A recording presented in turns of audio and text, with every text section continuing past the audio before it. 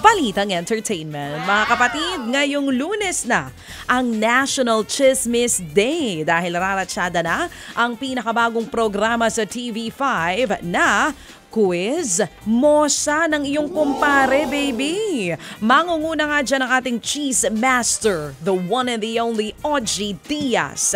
Kasama rin niya ang quizmates na sina Kid Yambao, Tita Jegs at Tonton Soriano. Magkakaroon ng review area ang contestants para updated sila sa latest at trending topics. Hanggang 50,000 pesos ang pwede nilang mapanalunan basta siguradong correct ang kanilang kasagutan. Ang Quiz Mosa ay handog ng MQuest Ventures at Signal TV. Simula na po yan mamayang 2:30 ng hapon sa TV5 pagkatapos ng Eat Bulaga. Congratulations and good luck sa iyo, OG!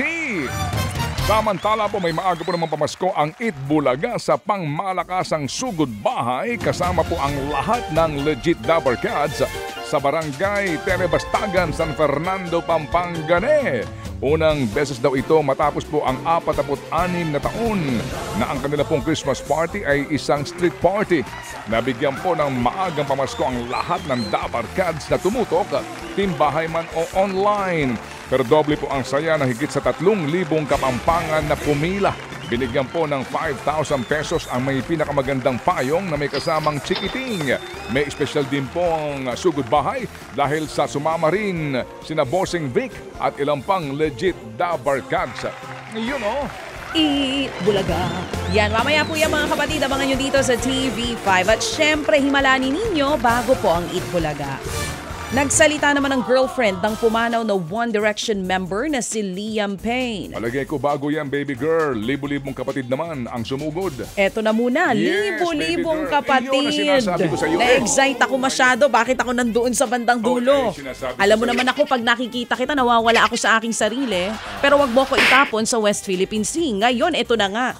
Libo-libong kapatid naman natin ang nakisaya sa Barangay 5 Sugod Fiesta sa taunang Mascara Festival sa Barangay Villamonte, Bacolod City noong Sabado. Bukod sa mga kantahan at sayawan, puno rin ang palaro at papremyo ang mga kapatid po natin dyan. Present sa City of Smiles ang mga kasamahan natin dito. Ang napapanood niyo po sa himalani ninyo na si Queenay Mercado na talaga namang sikat na TikTok star po yan. Game na game din sa kulitan ng Lumuhod Ka sa Lupa stars na sina Kiko Estrada, Ren Escanio at maging si Andrew Mulak. Naghatid naman ng papremyo kabilang ang Sulit TV, si Reyna ng Sugod Fiesta at the Purse family member Sam Coloso. Kabilang sa nagpasaya sa Barangay 5 Sugod Fiesta ang bagong P-pop group na New EED. Sa ilang pang balita, nilabas na po ang presyo ng ticket para po sa concert ng Norwegian pop duo M2M dito nga po sa Pilipinas. Gaganapin po ang The Better Endings concert ng M2M sa Araneta Coliseum on May 1, 2025. Mula po 900 pesos hanggang 5,800 pesos ang ticket para sa naturang konsyerto. Magsisimula po ang bentahan ng tickets on October 26. Ilan sa itatanghal. Gusto ko yan, ang baby. kanila pong hits na Pretty Boy, The Day You Went Away, Don't Say You Love Me, Mirror Mirror, at Please Release Me. Anong release me? Hindi, nagulat Si ako. Engelbert Ano namang gano'n sorry na? pala. Okay, Uy, sorry po. exciting yan. Okay. Eto Sige. naman, mga kapatid.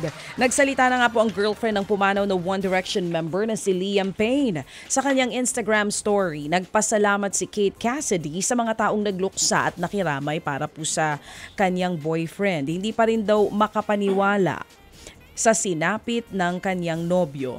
Namatay nga si Liam matapos mahulog sa ikatlong palapag ng isang hotel sa Argentina noong nakaraang Miyerkules. Ted Filon at DJ Chacha. Ngayon, nasa Radyo 5, 92.3 News FM. Monday to Friday, 6 to 10 a.m.